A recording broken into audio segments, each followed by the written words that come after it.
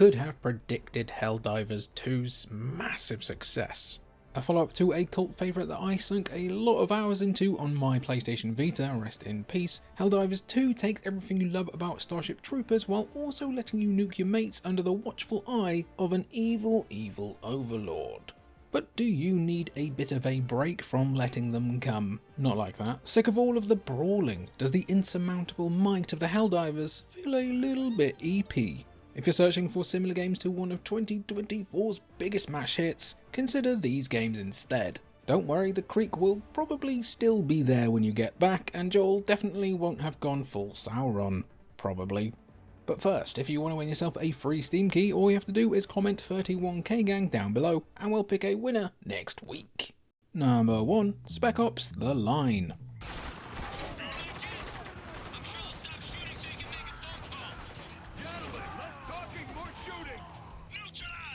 It's very hard to explain exactly why Jaeger's so underrated that it's now adequately rated after years of being on underrated lists. Spec Ops The Line is so similar to Helldivers 2 without kinda spoiling everything. But let's just say that there's a lot going on beneath the surface of both games that is very much worth digging into.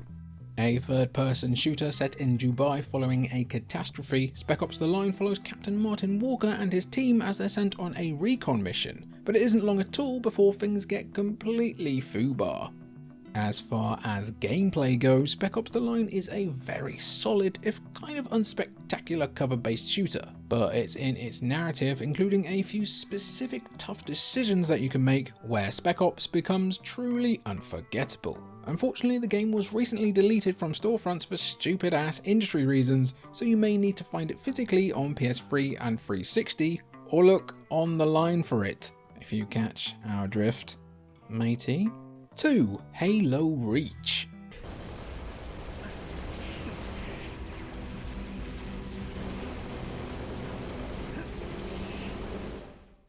There's a certain feeling of nostalgia to Helldivers 2 that old Halo fans can't quite put their finger on. Maybe it's the sci-fi setting. Perhaps it's the almost impossible task at hand. Or it could very well be that everyone keeps dying all the damn time. Bungie's last ever Halo game, Halo Reach, is set before the events of Halo Combat Evolved and follows a group of Spartans as they valiantly try to push back an alien threat in the name of humanity. Does that sound familiar so far? With players able to take part in 4-player co-op across the game's campaign in at least some versions of the game, Halo Reach's cinematic spectacle and absolute banger of a soundtrack will definitely call Helldivers 2 to mind, and those goblins who want to betray democracy with some PvP might find what they're looking for here instead. As for that campaign, just like Spec Ops, we can't go into it too much without spoiling basically everything, but let's just say that Halo Reach ended up on our saddest games ever list for a very good, very sad reason. Number 3. Deep Rock Galactic.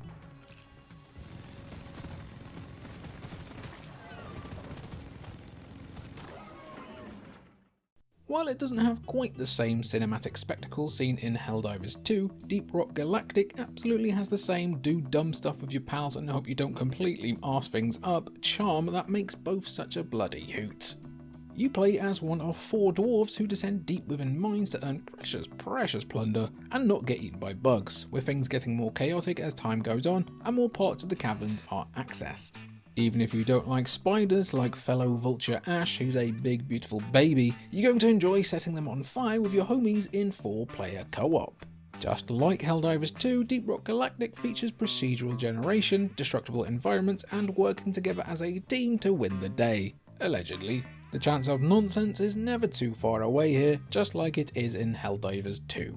And if you enjoy rocking and stoning with your bros, you have the rather drug-like Deep Rock Galactic Survivor to check out afterwards as well.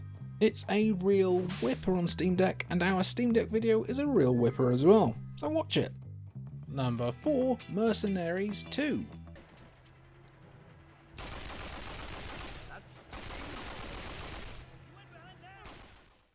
Few video games are as wonderfully, well, video gamey as Pandemic's sadly mostly forgotten Mercenaries series. Brain goes out, bombs go boom. Brain goes out, bombs go boom. Everybody's happy, apart from EA apparently. an open world game where you're basically a one-person militia. Mercenaries 2 pits you as, you guessed it, a mercenary who earns money by completing objectives behind enemy lines in Venezuela. Those enemy lines aren't there for too long, as you pretty much blow them up. As well as being a third-person shooter with destructible environments, Mercenaries 2 is also similar to Helldivers 2 in that players can call in all manner of airstrikes and general help, just like the stratagems given to you by Super Earth that you then recklessly lob at your annoying mate by accident. You swear. You swear. Mercenaries 2 is a far more arcadey game than Helldivers, but it's a shame that this bit of destructive nonsense has been pretty much lost to time. Many people do prefer the original game, but both Mercenaries games are great for at least a dozen hours of daft bloody fun. Number 5, GTFO.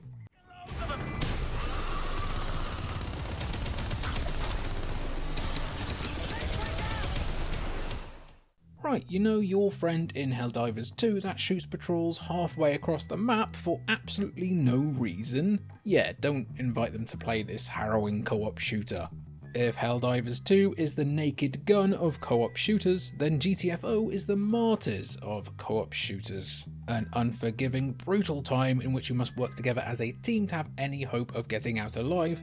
The absolute nutbags who play on Helldive difficulty in Helldivers 2 will find plenty to enjoy / suffer through here. Part Rainbow Six Siege, Hunt Showdown and Deep Rock Galactic, GTFO sees you creeping around a giant vault while trying not to alert its weird, fleshy, sticky inhabitants who all hate that you're using their oxygen. Make no mistake, GTFO is absolutely not for everyone, but if you really don't want to live forever, you might enjoy suffering through it with your friends. Just be sure to hold the weird alien baby nice and tight. Number 6, Giants Citizen Kabuto.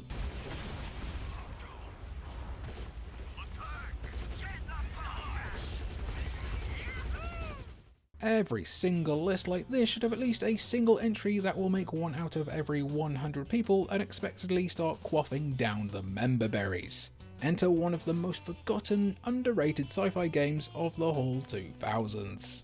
Part third-person shooter, part RTS game, Giant Citizen Kabuto is a wildly ambitious game that sees you playing as one of 3 different factions on an alien planet. Mecharins, Sea Reapers, and the titular Kabuto himself are all those factions. You can probably tell which of these might be able to get a mortgage on Super Earth.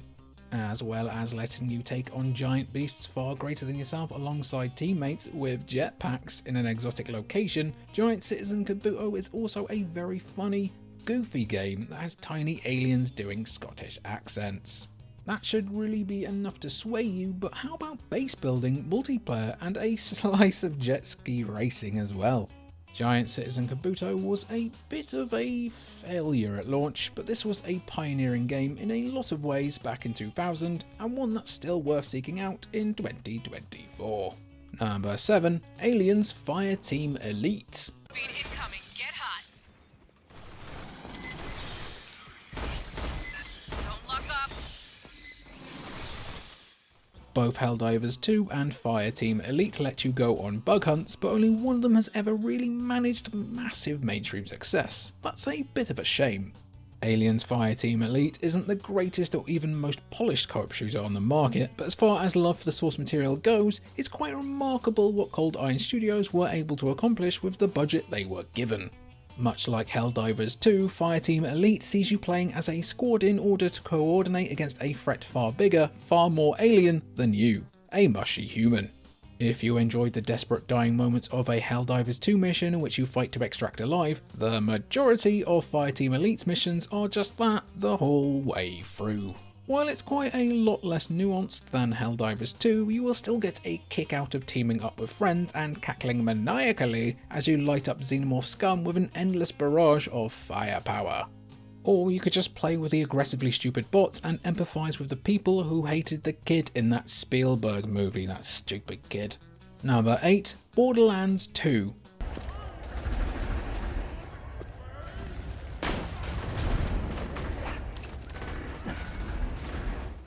Who doesn't know about Borderlands 2 at this point? Apparently even Cate Blanchett is aware of it, having, agreed to star in a movie adaptation of it that's definitely going to sweep the Oscars for sure.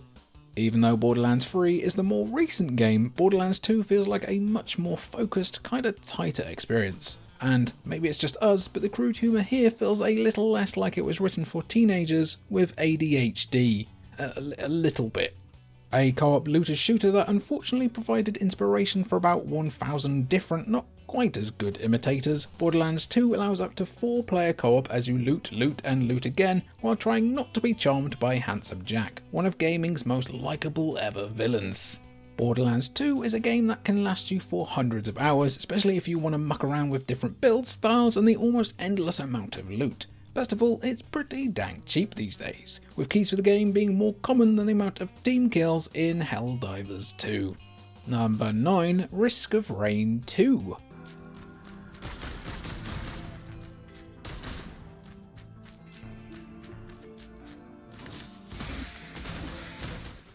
If you basically want Helldivers 2 with roguelike elements on the damn cheap, Risk of Rain 2 is a very good option for you and a few mates.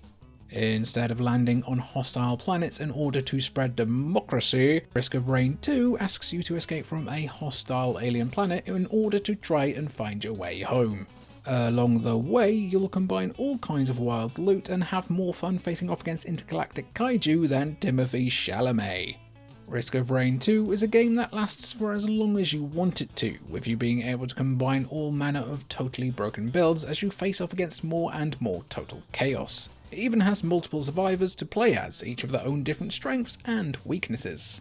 And while playing with friends isn't quite as tactical or cinematic as it is in Helldivers 2, if you're looking for something to play that is kinda like 3D Vampire Survivors with your mates, you'll be dumping dozens upon dozens of hours into this little gem. Number 10, Starship Troopers Extermination.